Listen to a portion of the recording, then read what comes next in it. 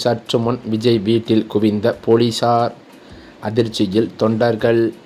தமிழக அரசியலில் அதிரடி திருப்பங்கள் நிலவி வரும் சூழலில் அதிமுக மற்றும் பாஜக இடையிலான கூட்டணி குறித்த முக்கிய நகர்வாக வரவிருக்கும் தேர்தலுக்கான முழு பொறுப்பையும் எடப்பாடி பழனிசாமியிடம் பாஜக ஒப்படைக்கப் போவதாக தகவல்கள் வெளியாகியுள்ளன.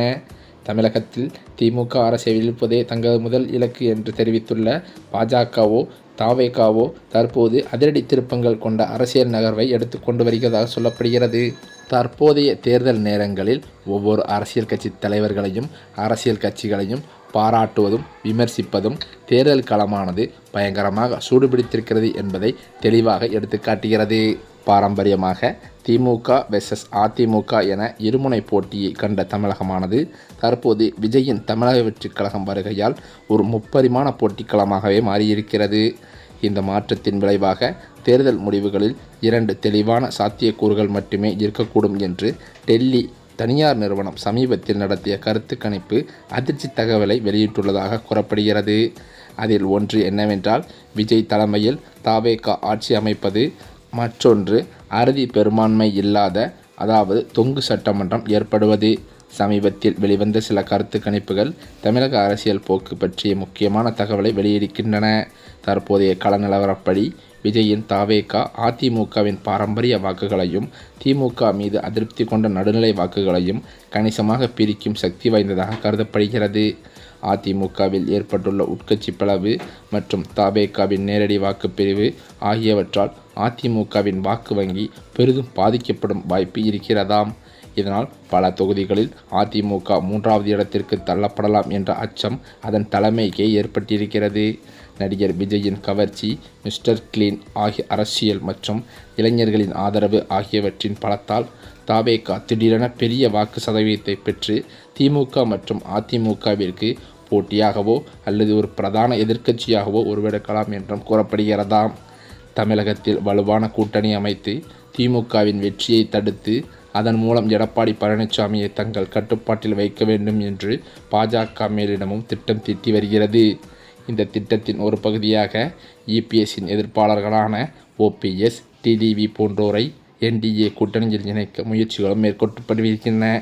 ஆனால் தவேகாவின் எதிர்பாராத எழுச்சியும் அதிமுகவின் வாக்கு வங்கி சிதறலும் அதிருப்தியாளர்களை இணைத்தாலும் அதிமுக தலைமையிலான என்டிஏ கூட்டணி பின்னடைவில் தான் இருக்கும் என கூறப்படுகிறது. அதே சமயம் அதிமுக பிரமுகர் ஒருவர் அளித்த பேட்டியில் கூறியிருப்பதாவது, அதிமுக பாஜக கூட்டணியை கண்டு ஆளும் திமுகவானது நடுநடுங்கி போய் இருக்கிறது என்றும், தேர்தல் நேரங்களில் வரும் பாராட்டுக்களும் விமர்சனங்களும் புதக்கண்ணாடி வைத்து தேதி பார்த்து அரசியல் காரணங்களை சொல்லிக் கொண்டிருக்க முடியாது. எடப்பாடி பழனிசாமியை முதல்வர் வேட்பாளராக ஏற்கும் கட்சிகள் மக்களுக்கு ஒத்த கருத்துக்களை கட்சிகள் கொடுக்கும் வகையில் அதிமுக பாஜக கூட்டணியில் இணைவதை உறுதி செய்யும் வகையில்தான் பொதுக்குழு தீர்மானத்தில் நாங்கள் நிறைவேற்றியிருக்கிறோம் என்றும் கூறியிருக்கிறார். அதே சமயம் புதிதாக உருவெடுத்து வரும் தமிழக வெற்றிக் கழகத்தில் இணைந்த செங்கோட்டையன் அவர்களால் தற்போது தவேகாவானது படும் பாதாளத்தில் விழுவதற்கும் அச்சத்தில் இருப்பதாகவும் தவேகா தொண்டர்கள் மத்தியில் தகவல்களும் வெளியாகியுள்ளது. அதேபோல தேர்தல் ஒரு 4 முனை போட்டியாக, அதாவது திமுக, அதிமுக, தவேகா, நதக என மாறினால் எங்கும் யாருக்கும் அறுதி பெரும்பான்மை கிடைக்காமல் தமிழக அரசியலில் பாஜகவின் இலக்கு சிதைந்து போகும் அபாயமும் இருக்கிறது. இந்த நிலையிலோ 234 தொகுதிகள் கொண்ட தமிழக சட்டமன்றத்தில் ஆட்சி அமைக்க 118 தொகுதிகளில் வெற்றி பெற வேண்டும். ஒருவேளை எந்த கட்சிக்கும் இந்த எண்ணிக்கையை எட்ட முடியாமல் போனால் தொங்கு சட்டமன்றம் என்ற சூழல் ஏற்படுமாம்.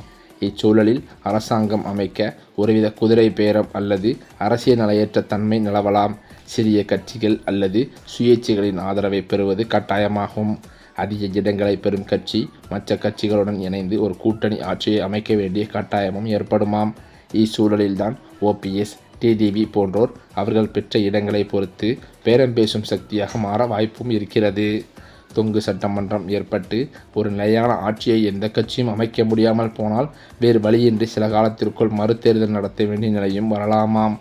இது மிகவும் அரிதானது என்றாலும் அரசியல் ஸ்திரத்தன்மையை கருத்தில் கொண்டு இதற்கான வாய்ப்பும் இருக்கிறது. மறுதேர்தல் நடந்தால் அது நடிகர் விஜயின் தவேகாவிற்கு லாபமாக அமையவே அதிக வாய்ப்பு இருக்கிறது.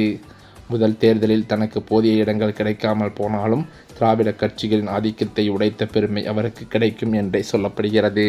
ஏனென்றால் குறுகிய காலத்தில் மறுதேர்தல் வரும்போது மாற்றத்தை விரும்பும் மக்கள் குழப்பங்கள் நிறைந்த பழைய கட்சிகளை தவிர்த்து விஜய்க்கு அதிக இடங்களை கொடுத்து ஒரு தெளிவான ஆட்சியை ஏற்படுத்த முனைவார்களாம். 2026 தேர்தல் முடிவுகள் தமிழகத்தில் இதுவரை காணாத ஒரு புதிய அரசியல் சகாப்தத்தை உருவாக்கும். தேர்தல் களத்தில் உள்ள போட்டியின் காரணமாக தேர்தல் முடிவுகள் 2 தெளிவான பாதைகளை மட்டுமே சுட்டிக்காட்டுகின்றன. ஒன்று விஜயின் எழுச்சி மற்றும் தனிப்பெரும் கட்சி ஆட்சி, அல்லது 2-3 கட்சிகளும் வாக்குகளை பிரித்து யாருக்கும் மெஜாரிட்டி இல்லாத தொங்கு சட்டமன்றம். திராவிட கட்சிகளின் பாரம்பரிய அரசியலுக்கும் விஜயின் மாற்று அரசியலுக்கும் இடையேயான இந்த போட்டி பெரும் பரபரப்பையை ஏற்படுத்தியிருக்கிறது. அதே சமயம் பார்த்தால் அதிமுகவானது கொங்கு மண்டலத்தில் வலிமையாக இருந்து வரும் சூழலில் அங்கு அதன் செல்வாக்கை அடியோடு சறுக்கும் வகையில் முக்கிய அமைச்சர்களின் விலகல் தொடர்ந்து வருகிறது. அதிமுக ஒருங்கிணைய வேண்டும் என எடப்பாடி பழனிசாமிக்கு 10 நாட்கள் கெடு விதித்த முன்னாள் அமைச்சர் செங்கோட்டையனின் பதவிகள் பறிக்கப்பட்ட நிலையில் அதிமுக தலைமைக்கு எதிரானவர்களுடன் சேர்ந்ததால் கட்சியிலிருந்து அடியோடு நீக்கப்பட்டார். இதன் பின்னரோ நடிகர் விஜயின் தமிழக வெற்றிக் கழகத்தில் செங்கோட்டையன் இணைந்தது பெரும் பரபரப்பை ஏற்படுத்தியது. மேலும் செங்கோட்டையன் மத்திய அமைச்சர்களுடன் மிகவும் நெருக்கமாக இருப்பதால் அமித்ஷா சொல்லித்தான் அவர் தவேகாவில் இணைந்தார் என்று எதிர்க்கட்சிகளும் அரசியல் விமர்சகர்களும் விமர்சித்தும் வருகின்றன. விஜய் பாஜகவை எதிரி என்று கூறியதால் செங்கோட்டையன் மூலம் விஜயை வீழ்த்த பாஜக முயற்சிக்கிறது என்ற கருத்தும் வலுப்பெற்றிருக்கிறது. இதனை செங்கோட்டையன் அறவே மறுத்திருந்தாலும் இந்த நிலையில் இது குறித்து பாஜக மாநில தலைவர் நயினாரிடம் கேட்டபோது கூட அறநிலைத்துறை அமைச்சர் சேகர் பாபுவை பார்த்து பேசிவிட்டு தான் செங்கோட்டையன் தவேகாவிற்கு சென்றிருக்கிறார் என்று அவர் கூறியிருப்பதும் ஒரு சில சர்ச்சையை ஏற்படுத்தியுள்ளது.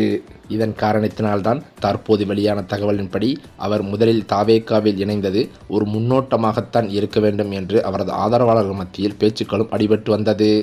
இந்த நிலையில்தான் அவர் திமுகவில் இணைய முயற்சித்து வருவதாகவும் திமுக அமைச்சர்களிடம் பேச்சுவார்த்தை நடத்தியிருப்பதாகவும் அதிர்ச்சி தகவல்கள் வெளியாகி வருகின்றன. மேலும் அது மட்டுமில்லாமல் தற்போதைய சூழலில் கூட கூட்டணி குறித்து தமிழக வெற்றிக் கழகத்தின் தலைவர் அறிவிப்பு ஒன்றை வெளியிடப் போவதாக அதிர்ச்சி தகவல்கள் வெளியாகியுள்ளது. மேலும் காங்கிரஸில் உள்ள முக்கிய பிரமுகர் ஒருத்தர் இன்றைய தினம் தமிழக வெற்றிக் கழக தலைவர் விஜய் அவர்களை நேரில் சந்தித்து ஆலோசனை நடத்தியிருப்பதாகவும் தகவல்கள் வெளியான நிலையில் காங்கிரசுடன் கூட்டணி தமிழக வெற்றிக் கழகம் வைக்குமா என்ற சந்தேகம் பொதுமக்கள் மத்தியில் எழுந்துள்ளது. அதே சமயம் தவேகாவில் சேர்ந்த பின் செய்தியாளர்களை சந்தித்த செங்கோட்டையன் அதிமுகவும் திமுகவும் ஒன்றுதான் என்று கூறி இதனை உறுதிப்படுத்தியிருக்கிறார். மேலும் அதிமுகவிலிருந்து நீக்கப்பட்ட செங்கோட்டையன் திமுக அவரை கட்சியில் சேர்க்க பல்வேறு முயற்சிகளை கையில் எடுத்ததும் குறிப்பிடத்தக்கது என்று அவர் கூறியிருக்கிறாராம். மேலும் அது மட்டுமில்லாமல் தேர்தல் நெருங்கி வரும் இந்த நிலையில் கட்சிக்குள் உள்கட்சி பூசல், பதவி பிரச்சனை அதிகமாக இருந்து வருவதாக தவேகா தொண்டர்கள் மத்தியில் பேச்சுக்கள் அடிபடுகிறது. இதன் உதாரணமாக பொதுச் செயலாளர் புஷி ஆனந்த் அவர்கள் பல்வேறு மாவட்ட செயலாளர்களுடன் உட்கட்சி பூசல் பிரச்சனைகளை ஆரம்பித்து விட்டதாக புகார் வந்துள்ளதாகவும் தலைமையில் தவேகாவில் அதிர்ச்சி தகவல் பரவி வருகிறது.